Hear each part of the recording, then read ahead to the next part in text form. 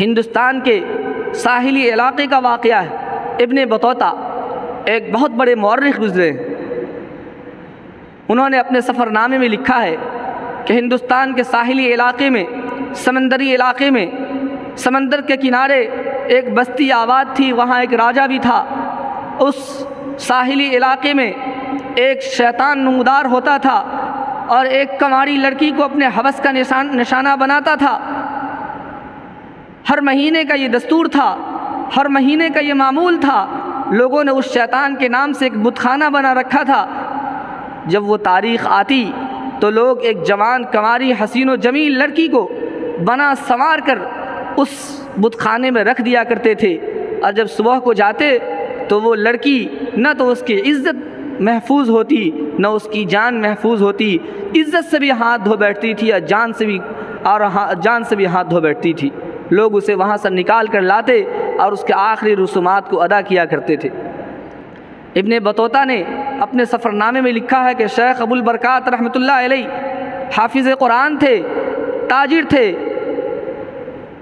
ان کا سفر ہوا، اتفاق سے ایک بوڑھی کے گھر یہ قیام کر رہے تھے۔ جب ایک دن آئے تو دیکھا کہ اس بوڑھی کے گھر میں لوگ رو رہے ہیں، بوڑھی بھی رو رہی ہے اور عورتیں جمع ہیں۔ انہوں نے اس بوڑھی سے پوچھا کہ کیا بات ہے؟ بوڑھی نے کہا کہ بات یہ ہے، اس طرح کا واقعہ پیش آتا ہے ہر مہینے، اور اس مہینے میری بیٹی کی باری ہے اور میری اکلوتی بیٹی ہے۔ میری بیٹی آج رات اس مندر میں جائے گی اور کل صبح نہ اس کی عزت بچے گی نہ اس کی جان بچے گی۔ اتفاق سے شیخ ابو البرکات رحمۃ اللہ علیہ حافظ قرآن تھے، ان کے چہرے پر داڑھی نہیں تھی۔ انہوں نے کہا کہ آج بنا سوار کر مجھے اس بت خانے میں رکھ دو۔ یہ تیار ہو گئے اور انہیں رکھ دیا گیا۔ یہ گئے اور قرآن کی تلاوت شروع کی۔ رات گزر گئی، صبح کو لوگ گئے کہ چلو اسے نکال کر لاتے ہیں۔ جب گئے تو دیکھا کہ ایک آدمی بیٹھ کر قرآن کی تلاوت کر رہا ہے اور صحیح سلامت بیٹھا ہوا ہے۔ لوگوں کو بڑی حیرانی ہوئی، یہ بات جنگل کی آگ کی طرح پھیل گئی اور اس زمانے کا جو راجا تھا اس تک یہ خبر پہنچی۔ ابن بطوطہ نے اپنے سفر نامے میں اس راجا کا نام لکھا ہے وشنو ازا۔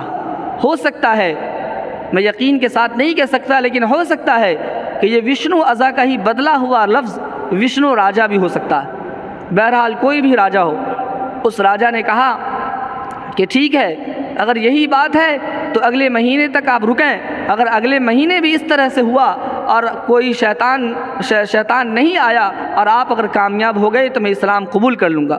تاریخ میں لکھا ہے کہ اگلے مہینے بھی پھر یہی واقعہ پیش آیا اور کچھ بھی نہیں ہوا۔ وہ اس راجا نے اسلام قبول کیا اور اس کے رعایا نے بھی اسلام قبول کر لیا۔ تو میرے بھائیوں، میرے کہنے کا مطلب یہ ہے کہ اگر ہمارا عقیدہ مضبوط ہو تو ہم اس طرح کی چیزوں سے نمٹ سکتے ہیں، لیکن عقیدہ کمزور ہو تو جس کی وجہ سے ہم طرح طرح کی پریشانیوں میں آ جاتے ہیں۔